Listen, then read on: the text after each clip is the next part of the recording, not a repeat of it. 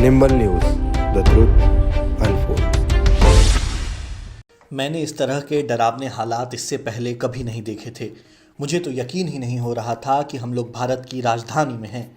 ये कहना था जयंत मल्होत्रा का।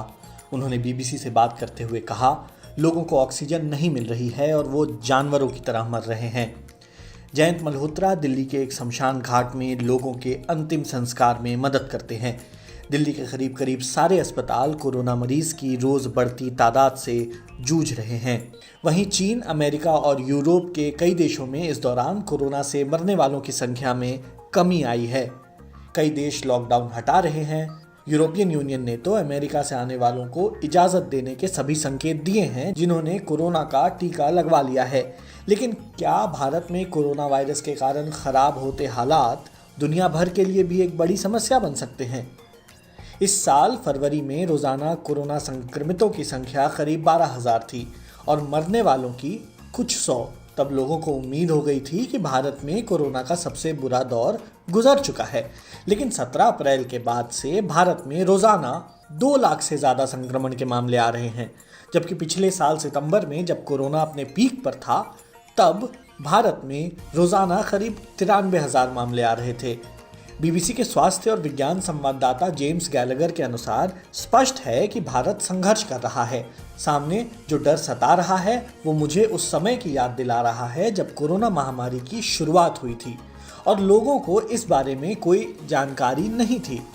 जेम्स कहते हैं कि पूरे मेडिकल केयर के बाद भी कोरोना जानलेवा हो सकता है, लेकिन जब अस्पतालों में भी जगह नहीं है तब वो लोग भी मारे जाते हैं जिनकी जिंदगी शायद बचाई जा सकती थी। दिल्ली में हालात ज़्यादा ख़राब हैं।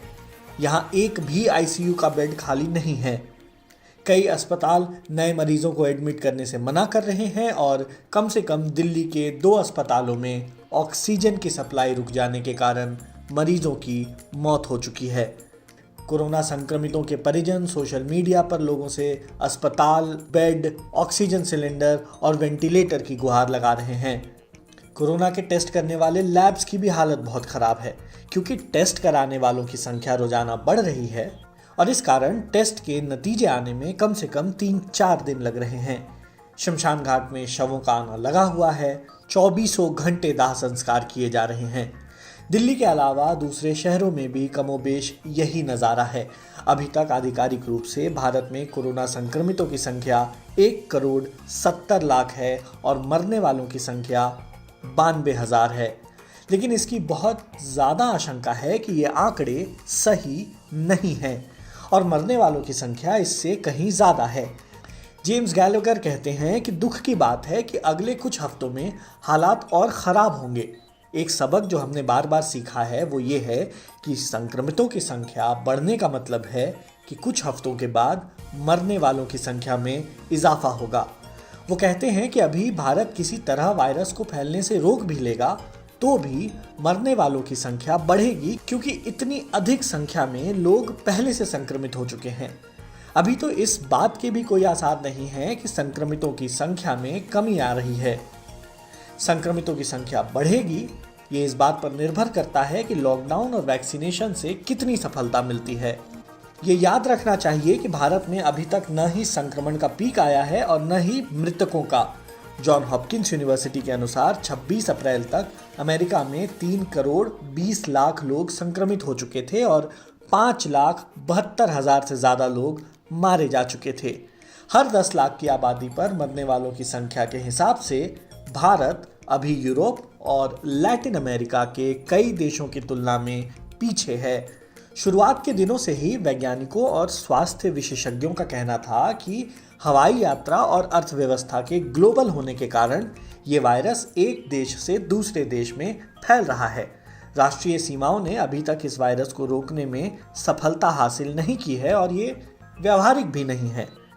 इसलिए जो भारत में होता है वो निश्चित तौर पर दुनिया में भी फैलेगा, खासकर जब भारत इस बात पर गर्व करता है कि भारतीय मूल के सबसे ज़्यादा लोग दुनिया भर में फैले हुए हैं।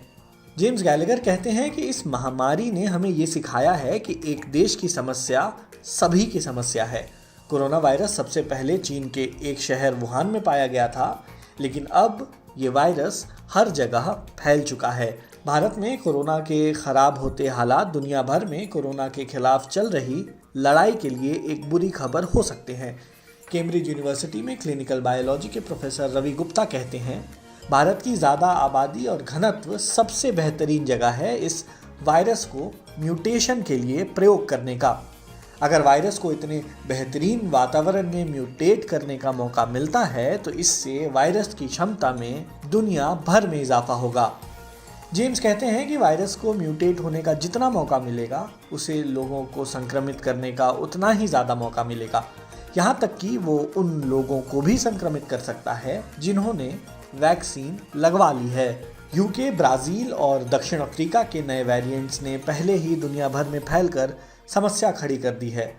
अब प्रोफेसर मेनन भारत में नए वेरिएंट्स की चेतावनी देते हुए कहते हैं कि कुछ वायरस प्रोटीन से संबंधित होते हैं, जिसके कारण उन वायरस को कोशिकाओं से जुड़ने का मौका मिल जाता है और साथ ही वो एंटीबॉडीज के बंधन को भी कमजोर कर देते हैं। प्रोफेसर मेनन चेतावनी देते हुए कहते हैं कि वायरस म्यूटेट करते रहेंगे और वो इम्यूनिटी से बचने के लिए रास्ता भी खोज लेंगे, ताकि जो एक बार संक्रमित हो चुके हैं या जिन्होंने वैक्सीन लगवा ली है उनको भी संक्रमित किया जा सके।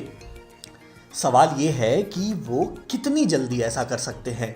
प्रोफेसर मेनन कहते हैं कि दुनिया भर के विभिन्न वेरिएंट्स के अध्ययन से हम लोग जानते हैं कि SARS-CoV-2 म्यूटेट कर सकता है ताकि वो ज़्यादा आसानी से फैल सके।